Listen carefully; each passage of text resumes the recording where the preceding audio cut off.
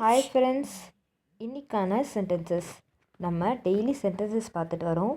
இந்த சென்டென்சஸை நீங்கள் ரெகுலராக ஃபாலோ பண்ணி ப்ராக்டிஸ் பண்ணாலே நீங்கள் ஈஸியாக இங்கிலீஷ் பேசிடலாம்.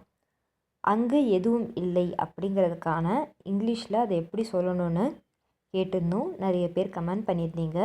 அங்கு எதுவும் இல்லை, அங்கே எதுவுமே இல்லை அப்படிங்கிறது இங்கிலீஷில் எப்படி சொல்லணும்னா nothing was there. Nothing was there, அங்கு எதுவும் இல்லை.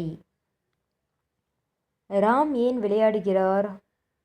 ராம் ஏன் விளையாடுகிறார்? அவர் தான் அந்த மேட்ச்சில் இல்லையே, அவர் ஏன் விளையாடுறாரு அப்படின்னு சொல்லி கேட்போம். அவர் ஏன் விளையாடுறார் அப்படிங்கிறத இங்கிலீஷில் நம்ம எப்படி கேட்கணும்னா why does ராம் ப்ளே?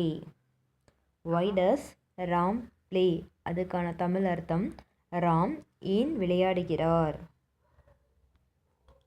உங்கள் காலணிகளை அணியுங்கள்.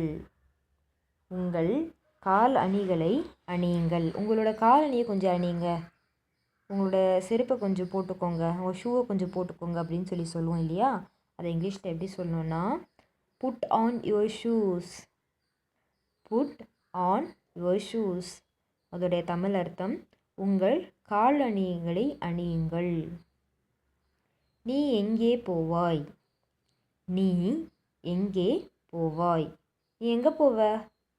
நீங்கள் தான் இருந்தாகணும். நீ எங்கே போவ? வேறு வழி இல்லை உனக்கு, நீங்கள் தான் இருக்கணும். நீ எங்கே போவ வேற அப்படின்னு சொல்லி கேட்பாங்க இல்லையா. நீ எங்கே போவங்கிறத இங்கிலீஷில் எப்படி கேட்கணும்னா where will you go. Where will you go, அதுக்கான தமிழ் அர்த்தம் நீ எங்கே போவாய். ஒரு அரசன் அங்கு சென்றான். ஒரு அரசன் அங்கு சென்றான். ஒரு அரசன் வந்து அங்கே போயிருக்கான், அந்த பக்கம் ஒரு அரசன் வந்து போயிருக்கான், அங்கே வந்து சென்றான், அந்த இடத்துக்கு வந்து சென்றான் அப்படிங்கிறத இங்கிலீஷில் எப்படி சொல்லணும்னா a king went there. A king went there, அது தமிழ் அர்த்தம் ஒரு அரசன் அங்கு சென்றான். எப்போது மழை பெய்யும்? எப்போது மழை பெய்யும், எப்போ தான் மழை பெய்யும் அப்படின்னு கேட்போல. எப்போ தான் மழை பெய்யும் அப்படிங்கிறத இங்கிலீஷில் எப்படி கேட்கணும்னா when will it rain. when will it rain, அதுக்கான தமிழ் அர்த்தம் எப்போது மழை பெய்யும். அது மதிப்பு இல்லை.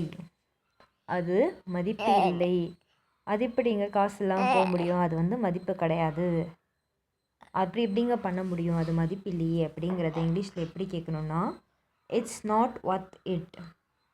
இட்ஸ் நாட் ஒர்த் இட், அதோடைய தமிழ் அர்த்தம் அது மதிப்பு இல்லை.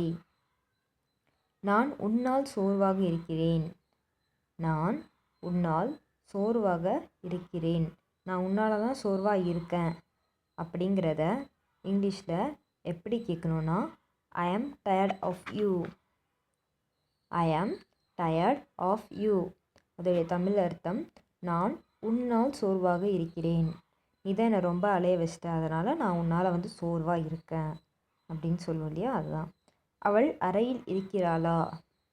அவள் அறையில் இருக்கிறாளா, அவள் ரூமில் இருக்காளா பார்த்தீங்களா நீங்கள், அவள் ரூமில் தான் இருக்காளா அப்படின்னு கேட்போம் இல்லையா. அதை இங்கிலீஷில் எப்படி கேட்கணும்னா is she in the room.